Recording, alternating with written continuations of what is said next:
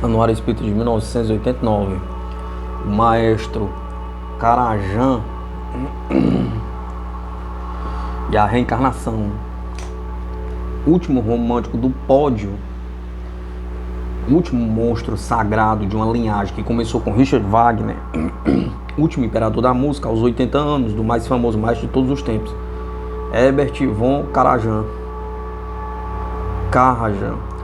Conjuram inevitavelmente essas imagens terminais. Todas significam que, quando ele não puder mais reger uma orquestra, toda uma era, a mais inflamada da história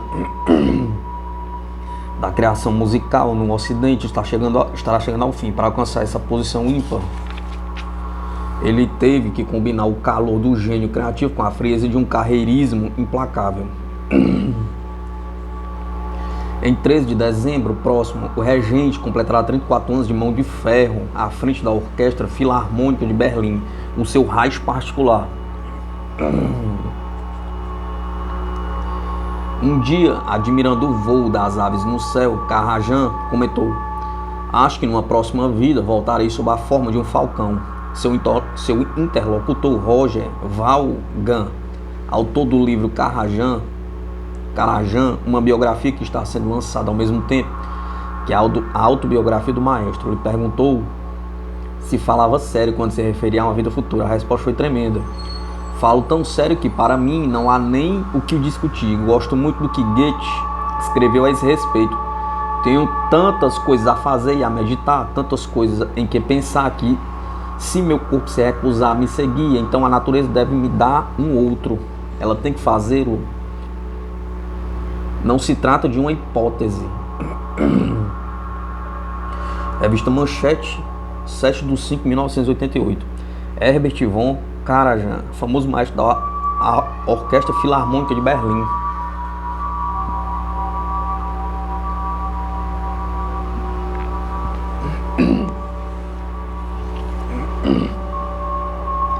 Stockhausen, a um nível espiritual acima do nível mental. Carlenzen Stockhausen, 59, tem o hábito de compartimentar seus sucessivos compromissos como se cada um deles correspondesse ao que há de mais importante para a sua vida. Foi o que ocorreu nos 20 minutos da noite da última quarta-feira, quando deu uma entrevista à Folha. Eram 20 horas e 35 minutos. Instalado em sua mesa de sonoplasta na sala Cecília Meirelles, centro do Rio, ele acabava de testar seu complexo equipamento para o primeiro dos 7 espetáculos públicos programados no Brasil. E, como mesmo comovente empenho, acabava de verificar com as próprias mãos que havia cumprido sua ordem de engraxar as dobradiças de uma das portas da plateia para a eliminação de ruído parasita que o incomodava. Abstraindo-se dessas providências materiais, o compositor alemão passou a responder às perguntas, esbugalhando frequentemente os olhos como forma de enfatizar cada uma de suas frases. Aceitou a etiqueta de místico, argumentando que o misticismo, um nível espiritual acima do mental, é essencial ao artista. Se o senhor não fosse um místico, acredito que teria ido tão longe em suas propostas estéticas? Pergunta Stockhausen. Já no início de minha carreira, produzi uma música das estrelas, um jogo das cruzes e uma canção de adolescentes que puderam ser qualificadas de místicas. O misticismo significa simplesmente a crença de que há um nível espiritual acima do nível mental, acima daquilo que um ser humano é capaz de pensar e analisar. A realidade mística é aquela que ainda desconhecemos, mas cuja existência podemos prever pela intuição. Todo artista transcende o que é mental, e nesse sentido todo artista é um místico. Folha de São Paulo, 15/7/1988. Inovador, Stockhausen mistura sons e ruídos de instrumentos convencionais e eletrônicos a luzes, trajes estranhos e coreografias inesperadas. Como um gênio cósmico, capta a verdadeira natureza do som e consegue sintetizá-lo eletronicamente, criando assim uma sonoridade muito particular.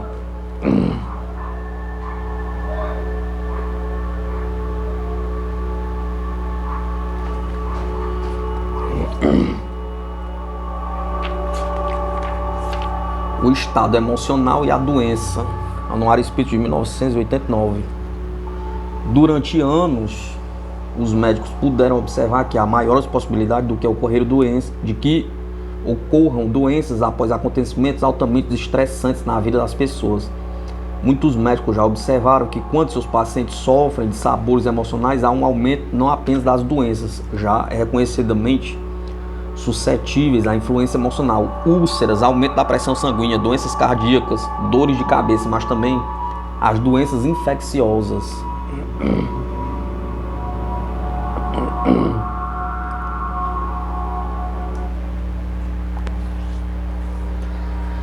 Dores lombares e mesmo acidentes. Assim, acontecimentos tais como a morte do cônjuge, divórcio, separação judicial, prisão, morte de um familiar próximo, acidente ou doença, casamento, demissão do trabalho, reconciliação de separação, aposentadoria, mudança de saúde familiar, gravidez, dificuldades sexuais, mudança do trabalho, mudança do status, no status financeiro e outras dezenas de ocorrências geram tensão física ou emocional na vida de uma pessoa.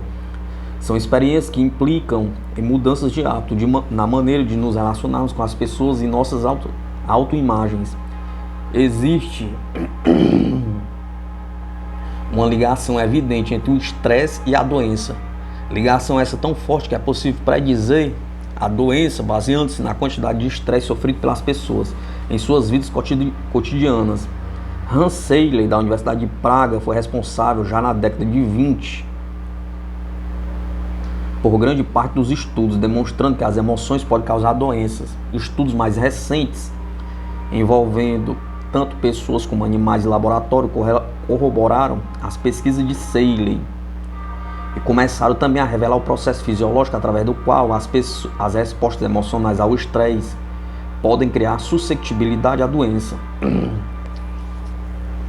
Estas descobertas são primordiais para o paciente canceroso porque sugerem que os efeitos do estresse emocional podem suprimir o sistema imunológico, abalando as defesas naturais contra o câncer e outras enfermidades. Cada pessoa tem uma reação específica frente ao fator estressante.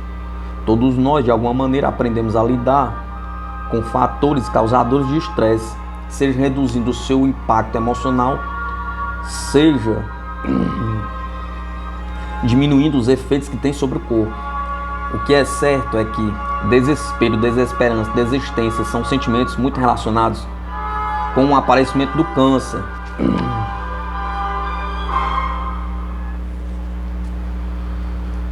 Criaturas potencialmente voltadas para a depressão são muito mais suscetíveis à doença.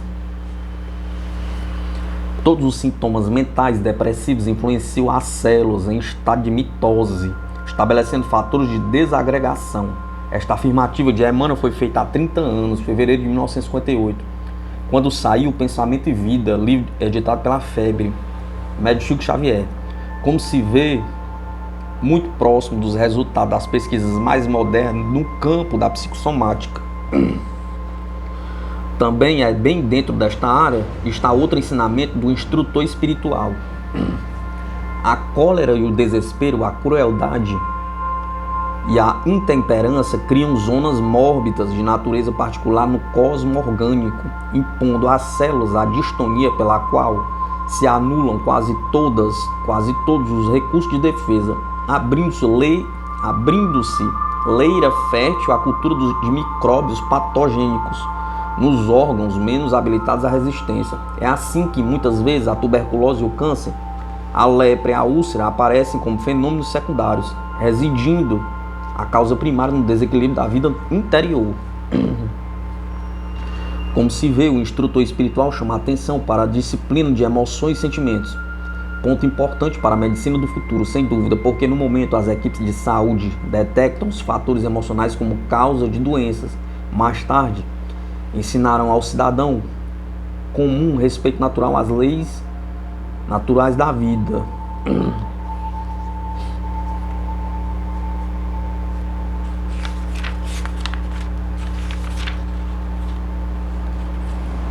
Anuário Espírita de 1989.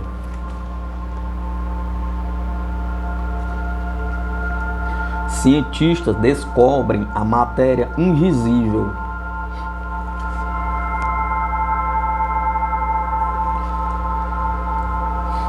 Cientistas do Instituto Max Planck descobriram que existe no universo outro tipo de matéria, invisível e registrável apenas pela força da gravidade.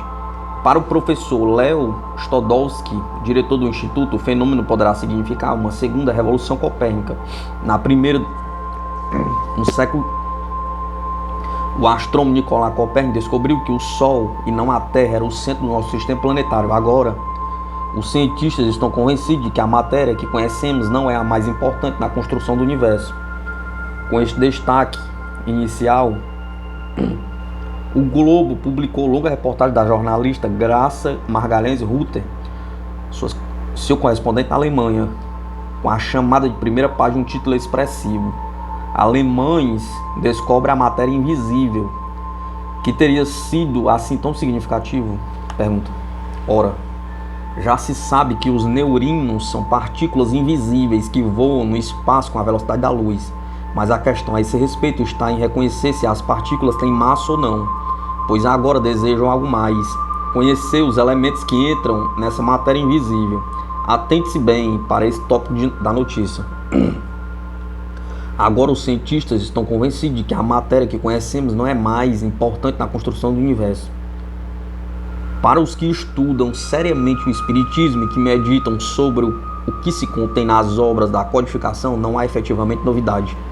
É claro que os cientistas elaboram teorias, criam denominações precisas e apropriadas, fazem um notável trabalho de pesquisa e que lhe honra a inteligência, homogolam verdades ainda que muitas vezes provisórias. Contudo, numa outra linguagem, é natural, já está muita coisa afirmada por antigos conceitos filosóficos. É o nosso caso.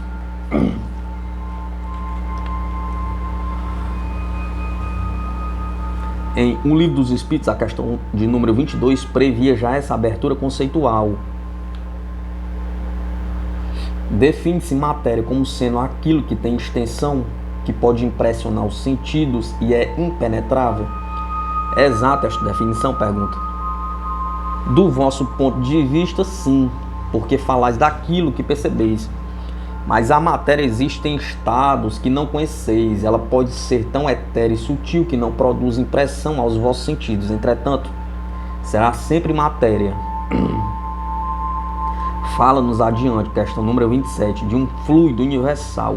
Seja qual for a matéria, permaneceria em permanente estado de dispersão e não adquiriria as propriedades que a gravidade lhe dá. Volta ao assunto, à Gênese.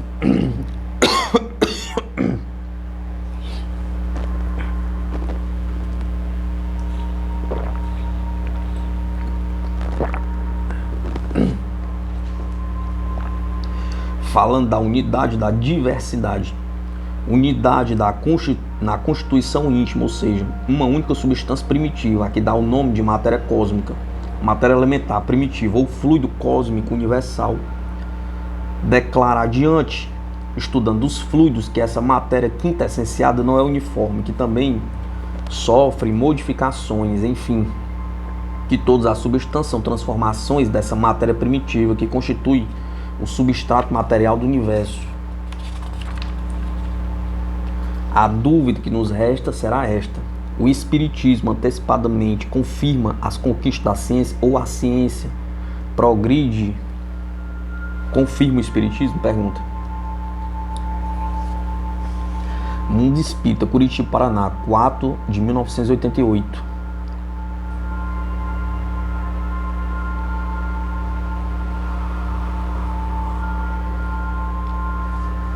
Mário Quintana, o poeta da esperança e da evolução espiritual.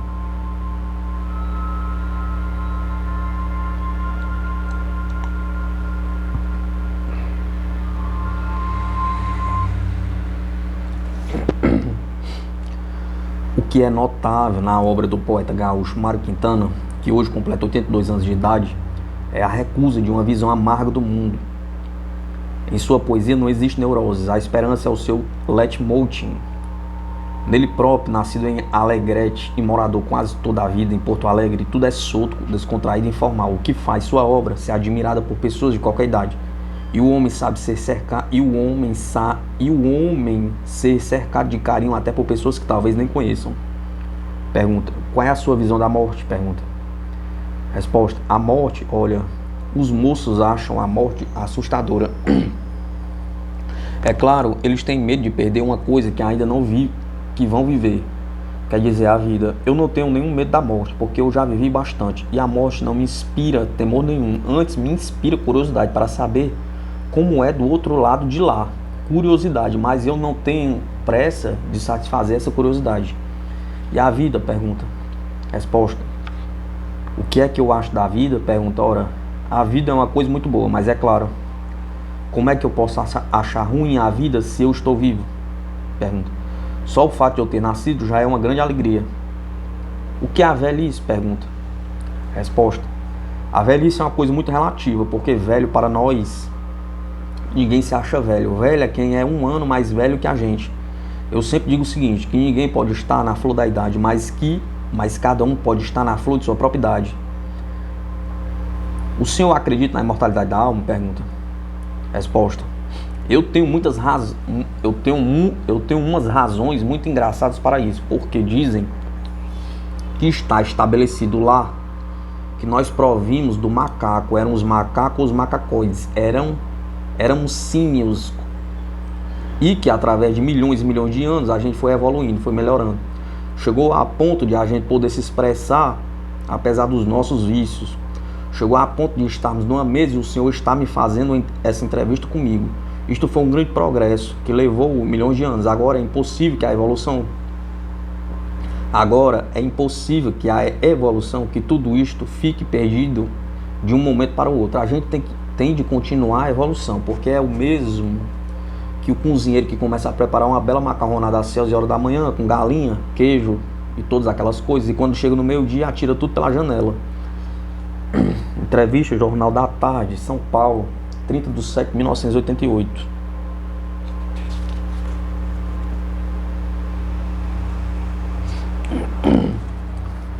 Anuário Espírita de 1989.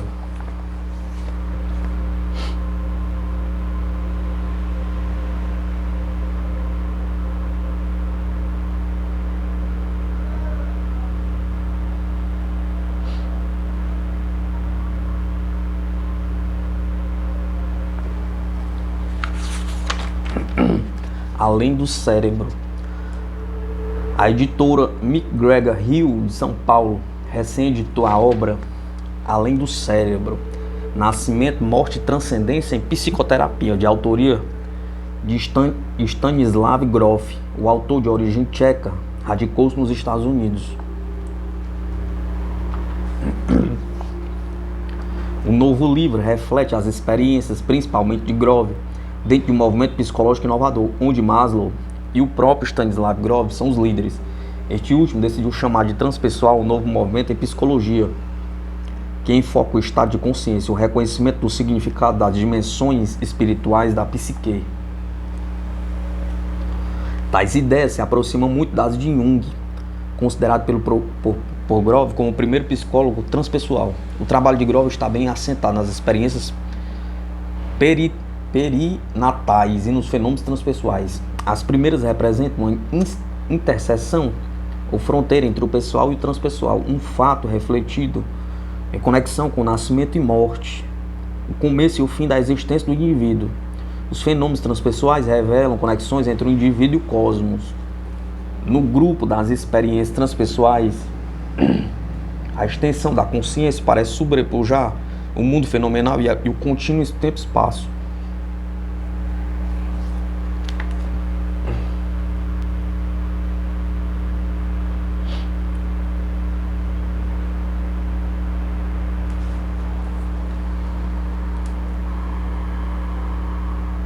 Os pesquisadores têm encontrado como exemplos comuns as experiências de contato com o espírito de pessoas mortas ou entidades espirituais classificadas como sobre-humanas.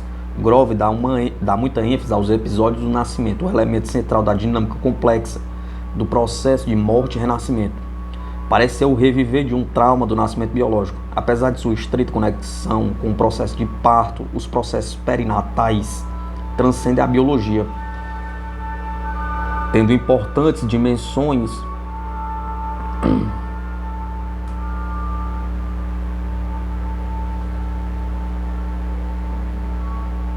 tendo importantes dimensões psicológicas, filosóficas e espirituais. As dimensões transpessoais dessas experiências conduzem a profundas mudanças nos sistemas de crenças filosófica e espiritual. É de se chamar a atenção que um importante grupo de experiências transpessoais envolve telepatia, psicodiagnóstico, clarevidência, clareaudiência, premonição, psicometria, experiências fora do corpo e outros fenômenos paranormais. O autor tece críticas à orientação freudiana, considera que a psicanálise tenta generalizar suas descobertas para outros níveis e para a totalidade da psique humana, relevantes apenas para uma estreita e superficial faixa da consciência. Sua maior deficiência é não reconhecer os níveis perinatais e transpessoais do inconsciente. O modelo freudiano faz do recém-nascido tábula rasa, cujo desenvolvimento é inteiramente determinado por sequências de experiências ocorridas na infância. Muito lúcida é a perspectiva para o futuro, delineada por Grof. Afirma ele que, no futuro, os pacientes de desordens psiquiátricas como clara base orgânica poderão ser tratados em unidades médicas com equipamentos especializados para problemas comportamentais. Os pacientes cujos repetidos exames físicos não detectaram problemas médicos poderão utilizar-se de procedimentos especiais em que a ênfase seria menos médica e mais psicológica, sociológica, filosófica e espiritual. Terapeutas humanistas e transpessoais já desenvolveram técnicas poderosas e eficazes de cura e de transformação da personalidade visando aos aspectos psicológicos e físicos do ser humano. A obra, além do cérebro de Stanislav Grof, é extremamente rica de informações relacionadas com princípios espíritas. A reencarnação, defendida por Grof, aparece em interessantes ilustrações realizadas por seus pacientes em transe. A psicologia transpessoal de Grof é a continuação enriquecida, corrigida e experimental do notável Carl Gustav Jung. Revista Internacional de Espiritismo, Matão, abril de 1988. Anuário Espírita de 1989.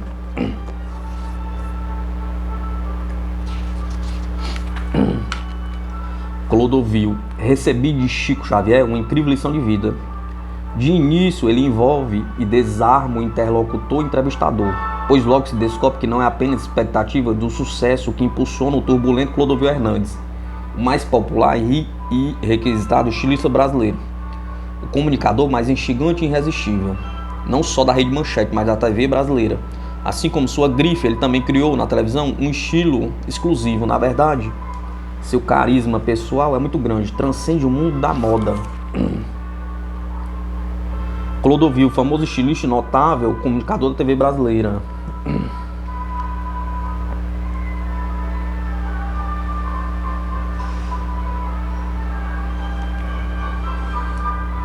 Clodovil lembra que vem passando por um momento de profunda revisão de valores, o que significa que ele esteja negando o passado. E faz questão de esclarecer que a morte de sua mãe, Dona Isabel, ocorrida ano passado, foi fundamental nesse processo de crescimento pessoal. Ao mesmo tempo em que tem cada vez mais saudades da companhia da mãe, o costureiro sente também uma conformação extraordinária em relação à sua morte. E isso o torna cada vez mais espiritualizado e crente na existência de uma vida extraterrena. Abre aspas. Eu quero muito falar sobre a falta que ela me faz, até como estímulo para esse tipo de carinho das pessoas pela mãe. O que falta hoje em dia é justamente essa união em torno da mãe, e acredito que a televisão seja a grande culpada pela falta de diálogo entre a família. De olho grudado na TV, ninguém conversa ou troca ideias. Isso é terrível. Fecha aspas. Além da companhia dos empregados e de Dona Irene, uma amiga fiel de minha mãe, Clodovil vive cercado de uma razoável quantidade de vídeos de filmes antigos, discos de músicas clássicas e livros espiritualistas. Os assuntos do espiritismo o atraem cada vez mais, e por menor que seja sua intenção, seu discurso assumiu um tom profético, justamente por causa do espiritismo, ainda que ele não seja um praticante.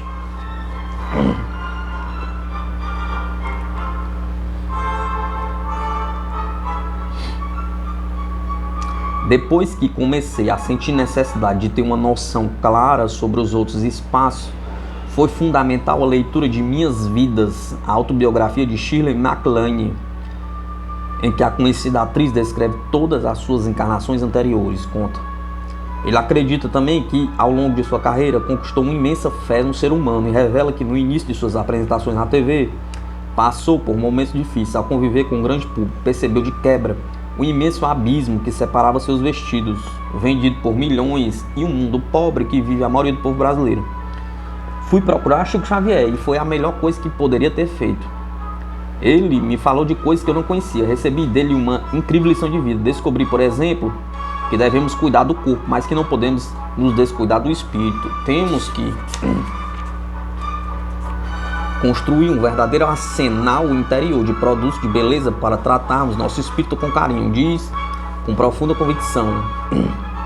Revista Manchete, número 1881, 7/5/1988. Anuário Espírito de 1989.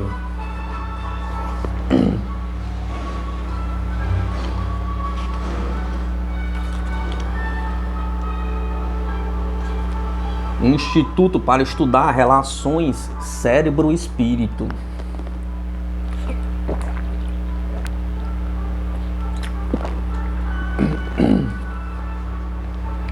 Dr.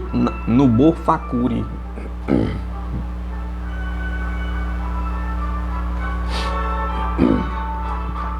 Semanalmente, um grupo que varia de 40 a 60 pessoas se reúne na Faculdade de Medicina da Universidade Estadual de Campinas, Unicamp, para estudar as relações entre cérebro, mente e espírito. São pessoas de todas as classes e religiões, estudantes e profissionais de medicina, bem como leigos e pesquisadores de correntes filosóficas. Trata-se do Instituto do Cérebro, idealizado e organizado pelo neurocirurgião e espírita Nubor Fakuri, que, juntamente com uma equipe de médicos, desenvolve um programa de palestras ilustradas com slides às terças-feiras pela manhã e à tarde diariamente.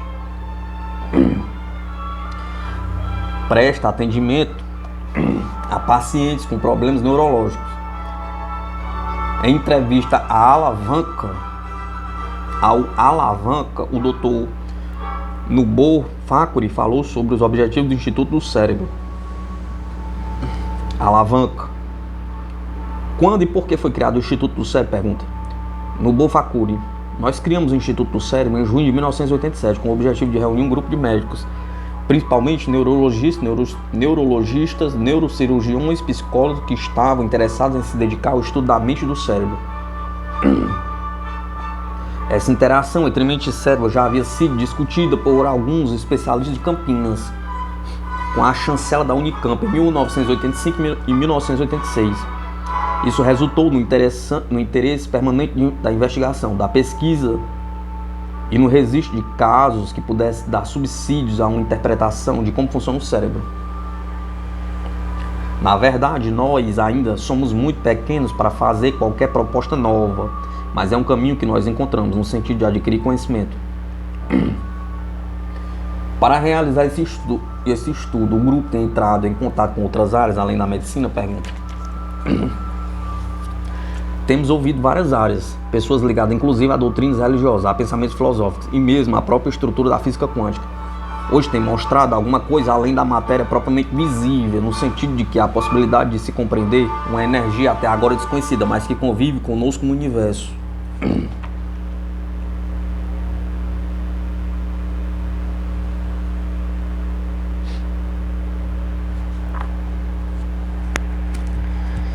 Quando se fala em energia ou espírito, particularmente nessa classe médica, há sempre um certo ceticismo. O senhor acredita que esse tipo de pesquisa poderá sofrer algum tipo de preconceito por parte da própria classe médica? Pergunta. Esse preconceito existe e é compreensível, mesmo porque a ciência tem se manifestado durante séculos com propostas exclusivamente materialistas. Mas eu acho que já chegou o tempo de nós termos coragem de tentar um avanço. Eu considero aceitar a existência do espírito como um avanço, mas não é fácil. Nós temos realmente que tirar a carcaça do homem velho para ultrapassarmos esse limite. Por outro lado, eu não entendo uma situação de preconceito que não possa ser superada. As coisas evoluem dessa maneira mesmo. Eu sei que há colegas que me veem com uma postura até mística, mas nossos estudos estão longe disso. Nós procuramos colocar a interpretação que fazemos sobre a espiritualidade dentro de preceitos estritamente racionais.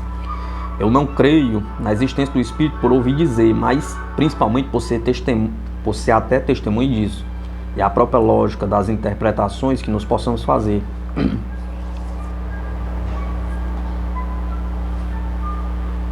Dentro da área da neurologia, nos leva a essa posição. De que maneira poderíamos explicar anatomicamente a possibilidade de um homem identificar dentro de si, por exemplo, um conhecimento inato? Pergunta. De que maneira podemos explicar o cérebro de pessoas que já nasceram com tendências maravilhosas para a pintura ou para a música? Pergunta. E de que maneira poderíamos interpretar o fato de nós mesmos termos, de uma certa maneira, noções até do futuro? Pergunta.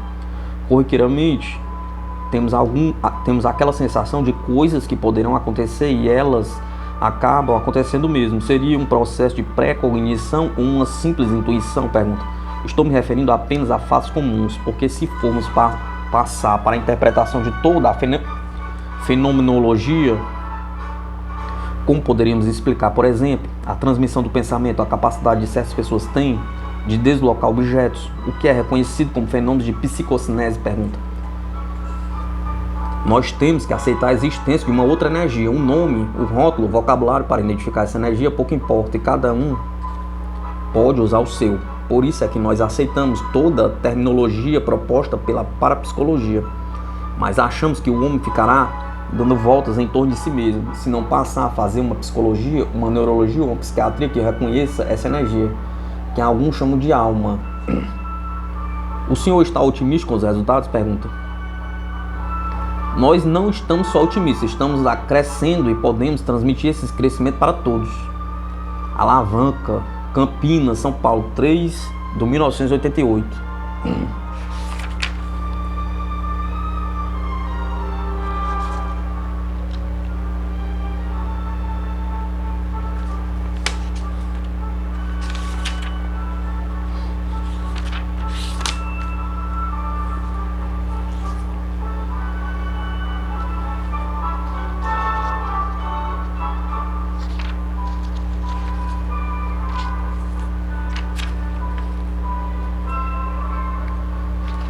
Irmãos que regressam ao plano espiritual.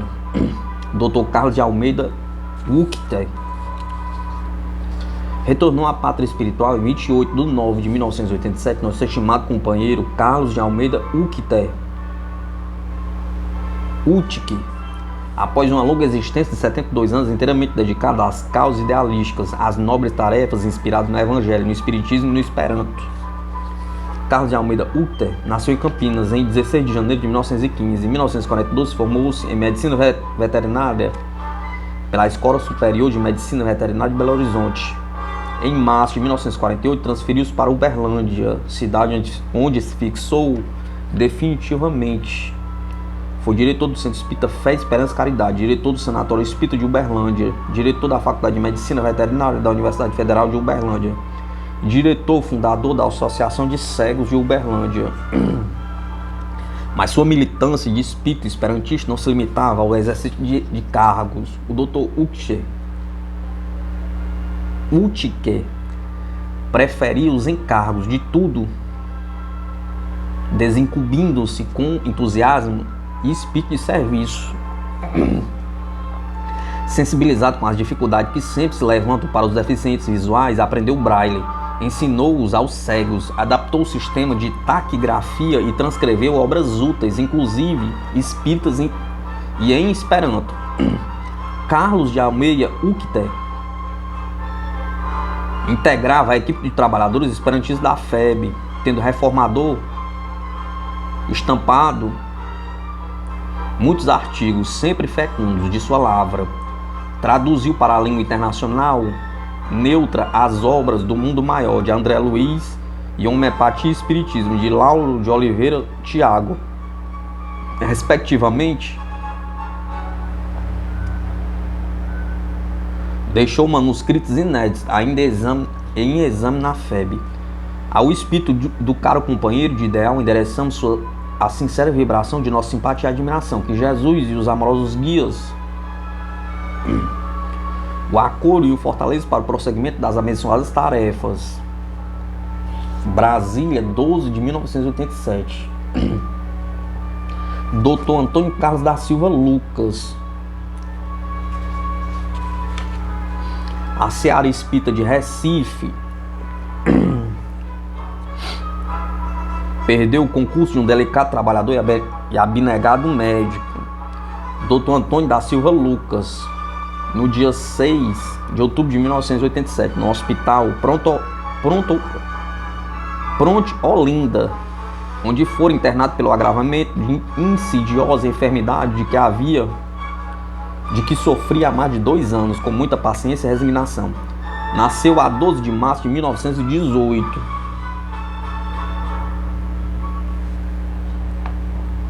Em Recife. Casou-se em 1944 com Maria da Paz da Silva Lucas, carinhosamente tratada por Dona Nininha. Resultando desse matrimônio, a vinda de 11 filhos. Foi médico humanitário, não chegando a fazer fortuna com a profissão. Integrou-se totalmente na doutrina espírita, interessou-se pela tarefa assistencial e educativa do espiritismo, tratando da saúde do corpo e da alma, cumprindo os seus princípios básicos, especialmente o fora da caridade não há salvação. Foi um dos fundadores do Instituto Espírita João Evangelista, em 1942.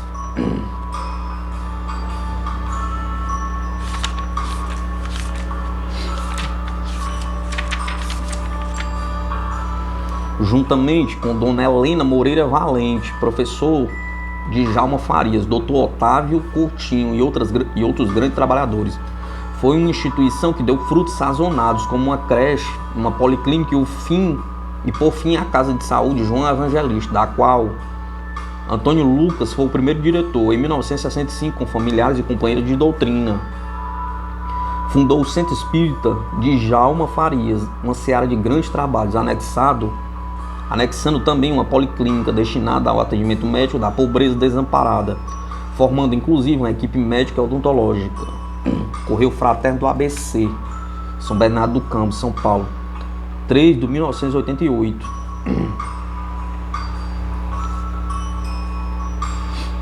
Desencarna Estevão Matei, uma vida dedicada ao espiritismo. Frequentou ininterruptamente a casa que tanto amou durante 51 anos, prestando os mais relevantes trabalhos em prol da difusão espírita de forma combativa e incansável, quanto suas forças físicas o permitiram. Atualmente era o sócio mais antigo, número 37. Atento, já gozava do privilégio de ser o único sobrevivente que participou da reunião solene inaugural da fundação da Federação Espírita do Estado de São Paulo, ocorrida em 12 de junho de 1936. Natural de Serra Negra, Estado de São Paulo, nasceu em 3 de dezembro de 1907.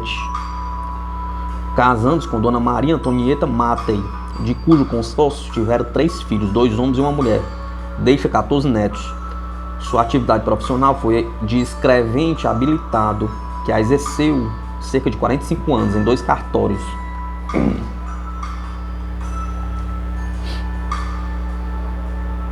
Pregador de incomparáveis recursos de oratória, sua palavra fluente encantava e magnetizava a plateia atenta, que bebia suas palavras ricas de ensinamentos espíritas, pontilhadas, recamadas de referências evangélicas. Tinha grande respeito por sua seleta assistência, embora conhecesse profundamente a doutrina espírita, versando no manuseio das letras sagradas do Novo Testamento, nunca se apresentava despreparado ao sabor do improviso. Estevão Matei desencarnou no dia 25 de outubro de 1987, de parada cardíaca, na praia de Guarapi, Espírito Santo, e foi sepultado no cemitério de Congonhas, em São Paulo, capital, em 26 de outubro de 1987, às 17 horas. O Semeador, São Paulo, primeira quinzena, 11 de 1987. Anuário Espírita de 1989. Dr. Noraldino de Melo Castro.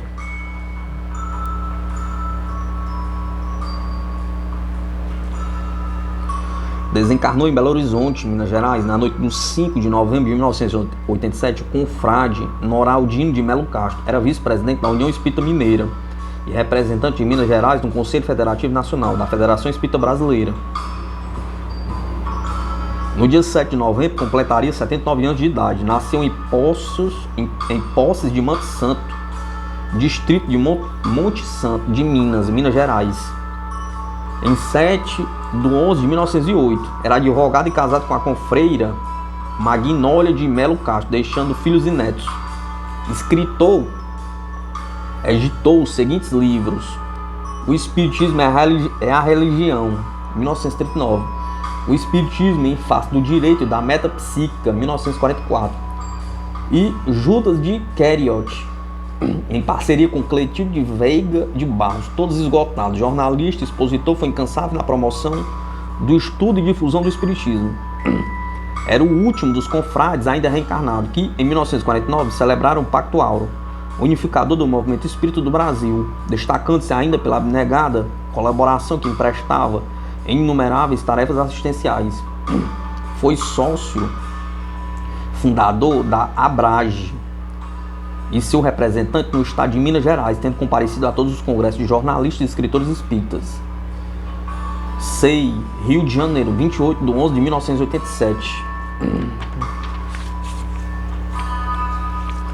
Ondina Montinho Vieira nasceu em 9 de setembro de 1933 em Araguari, Minas Gerais, onde pôde fazer apenas os estudos primários. Filha de João dos Santos Montinho e Emília Marques Montinho, antigos batalhadores da doutrina espírita em Araguari, já desencarnados. Casou-se em 6/5/1952 com o confrade Urbano Teodoro Vieira.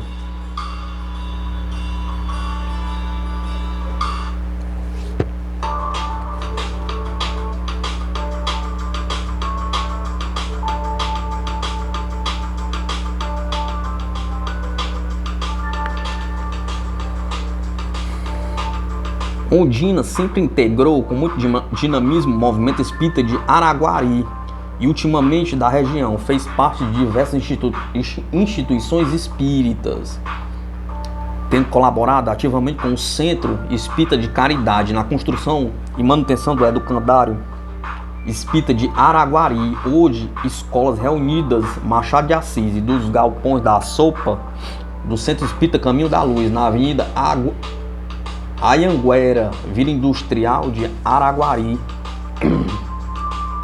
Vinha participando da direção do Centro Espírita Caminho da Luz desde 1970, cuja presidência vinha exercendo desde 1979.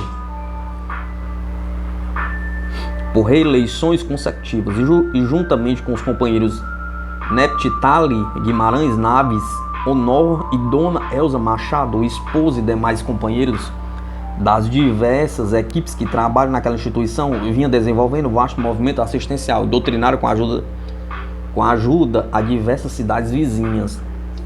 Ultimamente, essas tarefas haviam aumentado expressivamente em seus diversos setores, do estudo, do livro, da mensagem, do remédio, do alimento, roupas, passagens, enxovais para recém-nascidos, peregrinações nas vilas, reformas e construções de casinhas para famílias carentes, inclusive com palestras e promoções locais e regionais.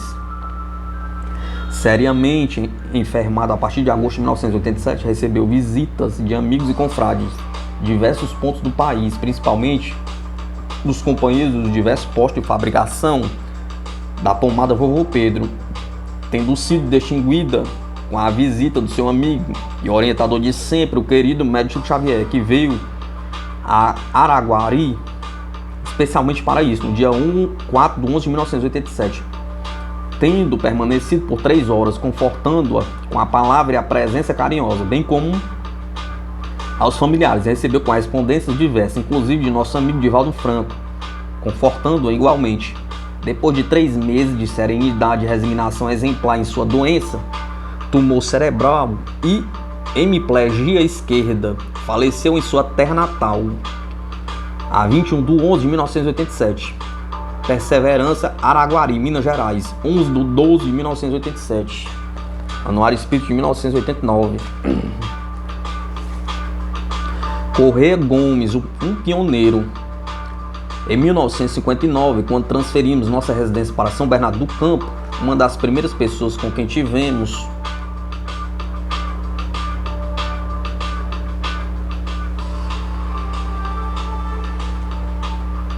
contato foi o senhor José Corrêa Gomes, um dos pioneiros do movimento espírita do ABC, um de seus mais cultos e dinâmicos líderes nesta região.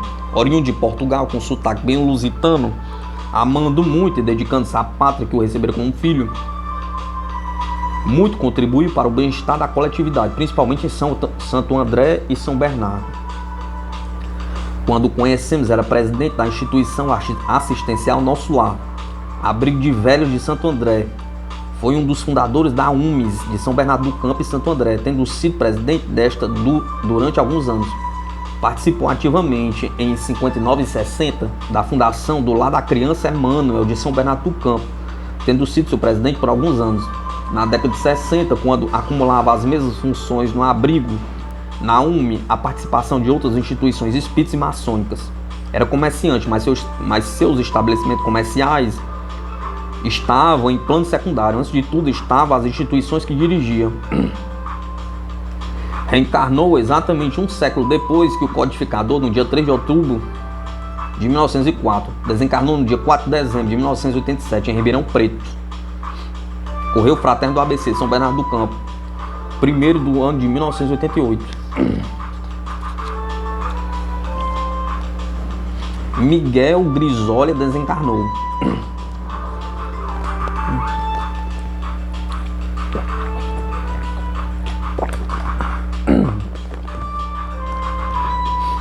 Dia 21 de março de 1988, desencarnou nosso confrade Miguel Grisólia, aos 64 anos, no Hospital Santa Catarina, em São Paulo, depois de alguns meses de enfermidade, tendo uma parada cardíaca. Espírita militante há vários anos, conheceu a doutrina através do professor José Herculano Pires, tendo frequentado o grupo espírita Caibachutel por mais de 15 anos, conviveu intensamente com a família Pires. O excelente trabalho que deixa para o espiritismo são os índices alfabéticos remissivos das obras completas de Allan Kardec, 8 livros e os 12 volumes da Revista Espírita, bem como as obras do professor José Herculano Pires, algumas já impressas com os índices. E todo esse monumental trabalho foi doado gratuitamente às editoras, inclusive pagando de seu próprio bolso as remessas feitas às federações espíritas estaduais, FEB, imprensa espírita, jornalistas de confrades e algumas entidades espíritas internacionais.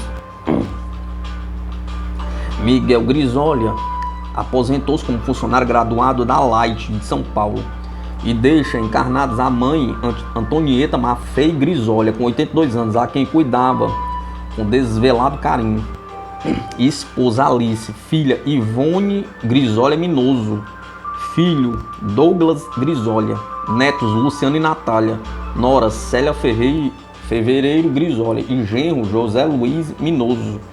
Portanto, caro Miguel, as nossas vibrações de carinho a você, esperando que muito em breve reinicie sua tarefa no plano espiritual.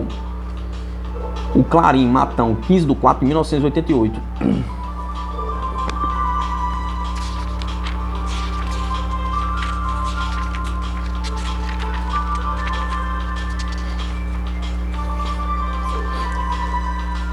Idalício Mendes.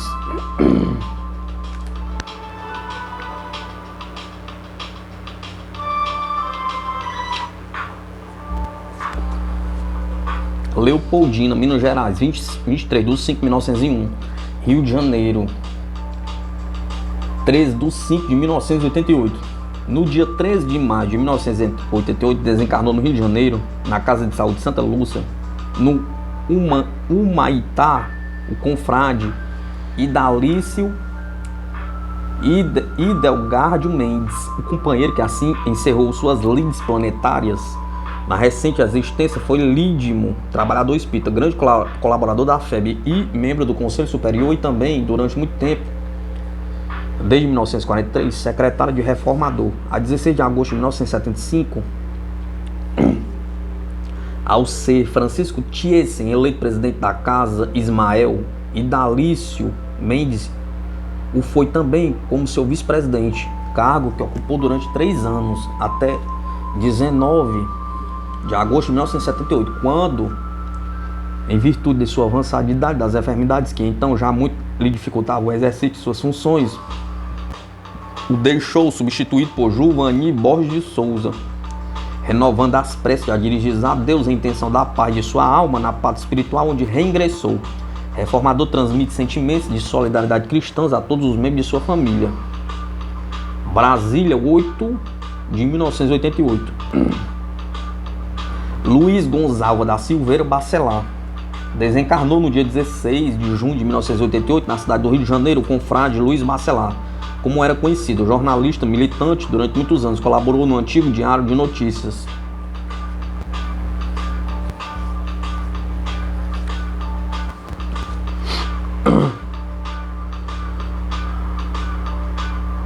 E ainda prestou colaboração em outros órgãos de imprensa. Nasceu em Recife, a 14 de novembro de 1915, onde estudou e também iniciou suas atividades profissionais. Ali, com 14 anos de idade, Luiz Bacelar foi incansável na promoção do estudo e difusão da doutrina espírita e colaborou sempre da melhor forma. Eram incontáveis tarefas assistenciais, procurando propiciar para um material e orientação espiritual a famílias carentes, inclusive crianças. Fundou, com um grupo de outros dedicados confrades, a Seara do Servo de Deus, situada na rua São João Batista, 83, em Botafogo. E o Lar Amigo, um departamento assistencial da Casa Espírita que fundou, garantindo a sobrevivência de inúmeras criancinhas do sexo feminino, amparando-os e educando-os até que atingisse a emancipação social. Deixa viúva a nossa estimada irmã Dolores Bacelar, médium psicográfica, que tem enriquecido a literatura espírita com diversos livros, inclusive o romance Mansão Renouí, muito procurado em todo o Brasil. Deixou os seguintes filhos: Fernando Antônio, Primavera Romo e Ana Cristina, todos militantes da doutrina espírita, e 12 netos. Durante muitos anos foi também colaborador destacado da CAPEM e do Lar Fabiano de Cristo, colaborando ainda com a obra da Mansão do Caminho, fundada por Divaldo Franco, na Bahia, no setor promocional do Rio de Janeiro, em diversas frentes de trabalho, como Bazar, Chá Fraterno e outros. Rogamos ao Divino Mestre Jesus, ilumine os seus passos na nova jornada que reinicia no plano espiritual. Anuário Espírita de 1989. Desencarna Mercedes Esponda e Chico Xavier, em 1986, quando da realização do Chá do Chico, em São Paulo.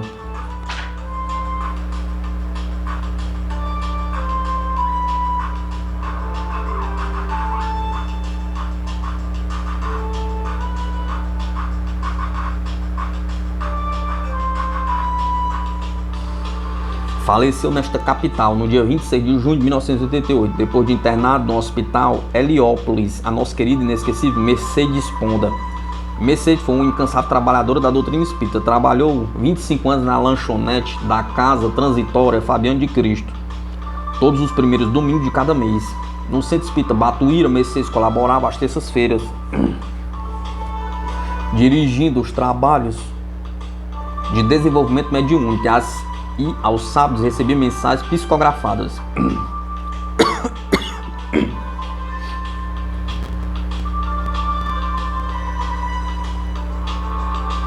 No grupo Noel participava das sessões evangélicas às sextas-feiras, às 20 horas, colaborando com Dona Marta Galego Tomás, dirigente dessa sessão, na qual se recebem mensagens mediúnicas de familiares e amigos desencarnados dos presentes à reunião. Às quintas-feiras ela trabalhava à tarde no Lar Oficina, dirigida por Yolanda César, e à noite na Federação Espírita do Estado de São Paulo, no trabalho de vibrações. Além dessas atividades, Mercedes tornou-se conhecida em São Paulo porque durante 22 anos foi a promotora do famoso Chá do Chico, que acontecia todos os anos no mês de agosto, com a apresentação de um show artístico. A apresentação do show ficava a cargo de Mônica Magalhães e um grande número de artistas, cantores e apresentadores de TV e rádio, que compareciam espontaneamente ao evento, sempre em homenagem ao querido Chico Xavier, que compareceu todos os anos, exceto o ano passado, em virtude de sua precária saúde. Inicialmente, Mercedes promovia o chá no prédio do Rotary Club, na Avenida Ipiranga, e posteriormente transferiu para o Clube Pinheiros, e as rendas eram sempre distribuídas para 5 entidades de assistência social. Nos últimos anos, comparecerá ao Chá do Chico artistas, cantores e apresentadores de TV, tais como Hebe Camargo, Flávio Cavalcante, Roberto Leal, Peri Ribeiro, Ângelo Máximo, Gilberto, Benito de Paula, Cláudia, Sérgio Reis, Branca Ribeiro, Oliveira Neto, Francisco de Franco, Essi Ayla, Cláudia Teles, Trio Los Angeles, Mara, Luiz Bordon, Aguinaldo Raiol, Nair Belo, Vanderlei, Ângela Maria, Sérgio Malandro, Martinha, Célia, entre muitos outros. O salão do Clube Pinheiro superlotava todos os anos e o chá só terminava ao amanhecer, quando o Chico atendia a última pessoa da fila extensa que se formava para abraçá-lo e cumprimentá-lo. Muitos artistas participavam desses eventos, estreitando os laços de amizade e simpatia com Chico, com os espíritas e com a doutrina espírita. Rogamos ao Pai Celestial que receba essa nossa irmã, que acaba de retornar à pátria dos espíritos, cobrindo-a de bênçãos de luz e de paz. O Semeador, São Paulo, 7 do ano de 1988. Wallace Leal Rodrigues retorna à pátria espiritual.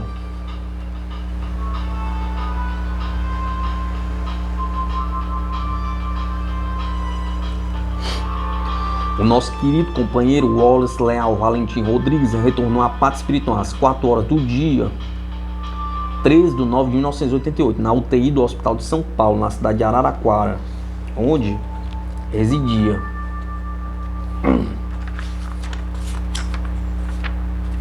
Seu corpo foi sepultado no cemitério São Bento às 16 horas do mesmo dia, com a presença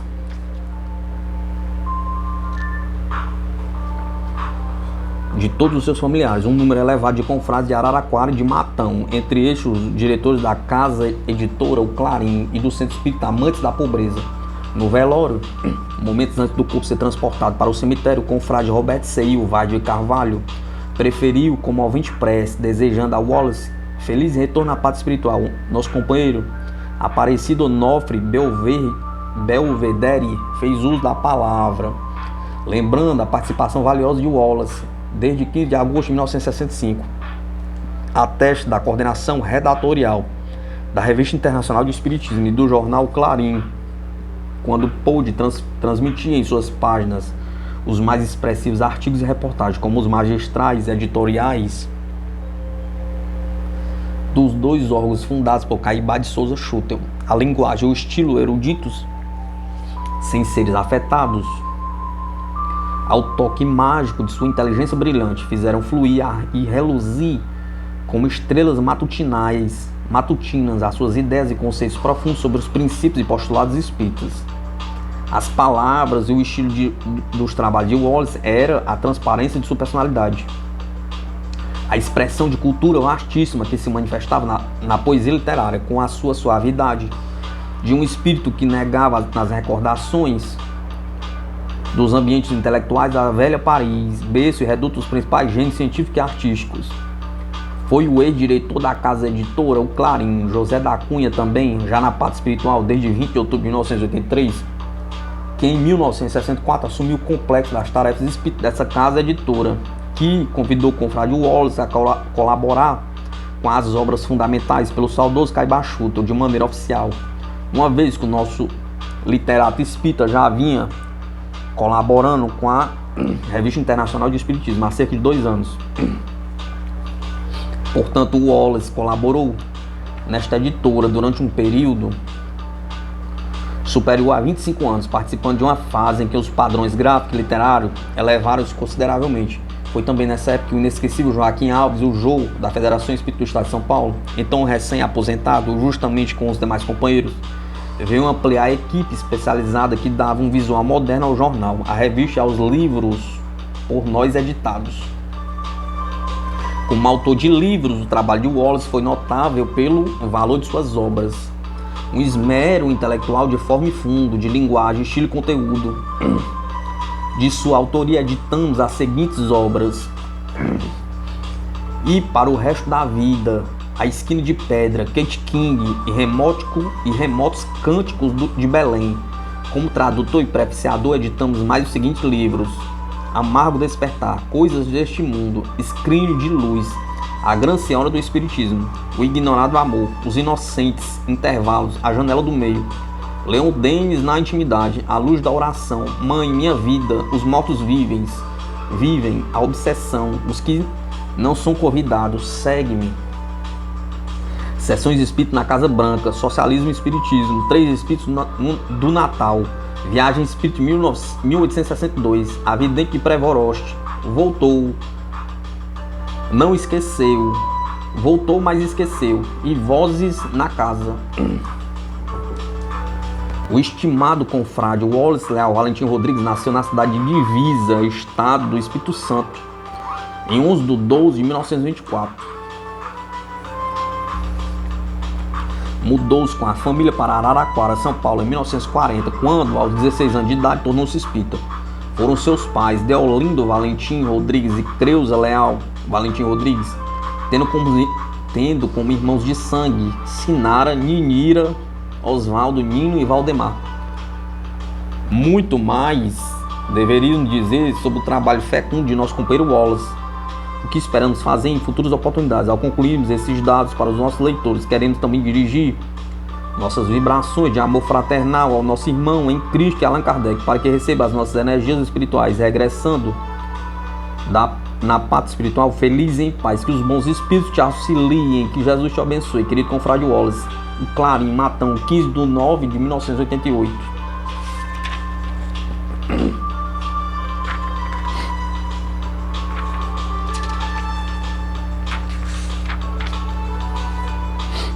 Emanando-nos aos companheiros de O Clarim nesse registro merecido e efetivo, todos rogamos ao Senhor pela paz e rápida adaptação na vida espiritual do nosso estimado confrade e amigo Wallace. Certamente todos nós do IG seremos sempre gratos pela sua brilhante e constante colaboração ao Anuário Espírita, desde o primeiro número em 1964 até 1979, isto é, quando sua saúde o permitiu. Anuário Espírita de 1989.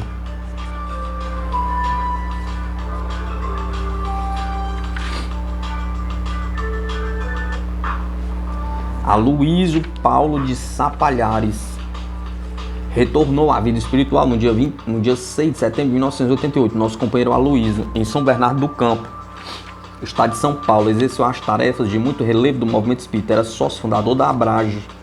Atuou com grande eficiência no Departamento Federativo da FESP, Federação Espírita do Estado de São Paulo, dirigindo-se por alguns períodos.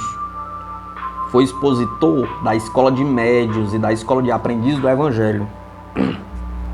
Aloísio era natural de Niterói, estado do Rio de Janeiro, onde nasceu a 26 de setembro de 1929.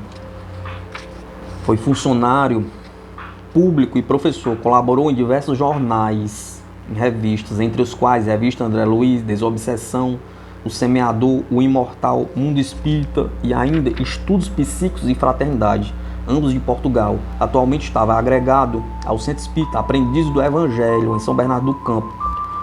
Rogamos ao Divino Mestre que o ilumine os seus passos no plano espiritual, para que em breve possa colocar todo o seu dinamismo em favor daqueles que ficaram na retaguarda, no trabalho com Jesus.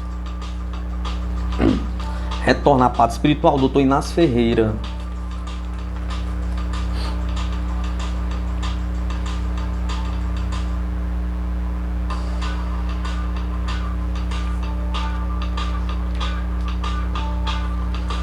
O ilustre, benquisto médico, escritor e filantrópico Dr. Inácio Ferreira é o mais grande companheiro da causa e é mais um grande companheiro na causa espírita que, após uma existência longa e rica de boas obras, regressa ao plano espiritual. Sua desencarnação, ocorrida às 20 horas de 27 de setembro de 1988, nessa cidade, verificou-se em consequência inevitável de causas patológicas diversas. A partir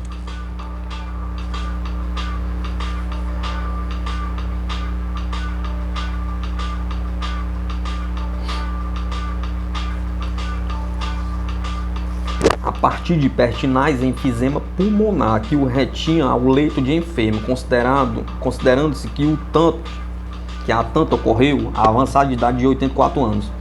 Era o senhor Dr. Inácio Ferreira de Oliveira, natural de Uberaba, nascido em 15 de abril de 1904, filho do saudoso casal senhor Jacinto Ferreira de Oliveira, Cintico, antigo pecuarista, e da dona senhora Dona Maria Lucas de Oliveira, Maricá. Deixa viúva a senhora Dona Aparecida Valincete Ferreira e uma irmã, a senhora Dona Noêmia Ferreira de Oliveira Viana. viúva do engenheiro Eurico Viana, ambas figuras distintas da sociedade uberabense.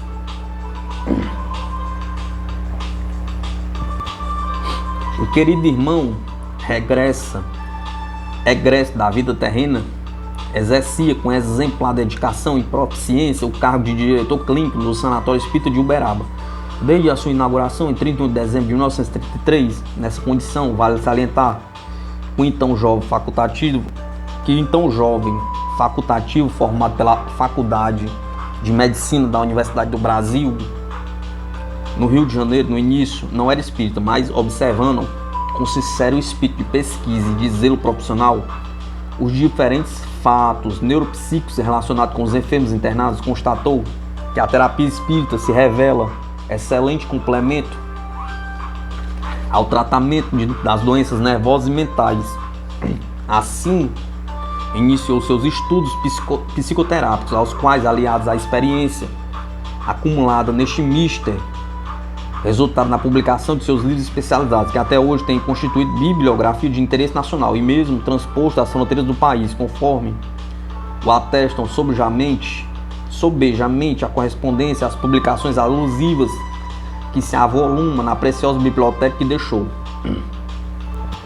Relacionemos estes livros, quase todos reeditados, inclusive pela Federação Espírita do Estado de São Paulo: Espiritismo e Medicina, Novos Rumos à Medicina, Tem Razão, A Psiquiatria em Face da Reencarnação e Peregrinos da Vida. Os demais livros que publicou, sempre em edição particular, versam assuntos e coleções pessoais variadas. Citemos, pois, Conselhos ao Meu Filho, Esquetes, Contos, A Religião do Índio Brasileiro, Subsídios para a História de Eurípides Barçanufo, Estradas da Vida, Onde Mora o Esquecimento, pergunta, Alceu de Souza Novaes, jornalista e educador, Histórico da Maçonaria em Uberaba, além de outras obras que se acham inéditas e em algumas em preparo, de temática ligeira.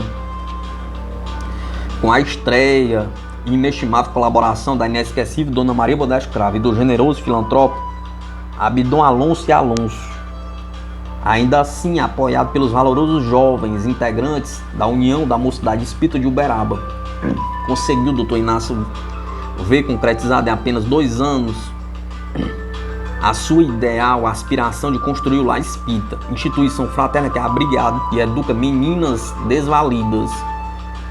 Finalizando a citação de seus feitos no registro sucinto deste necrológico, recordemos ainda a extraordinária participação na imprensa doutrinária.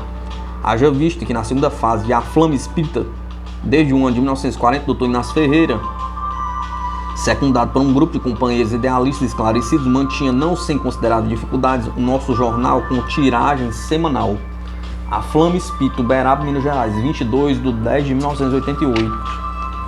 Anuário Espírita de 1989.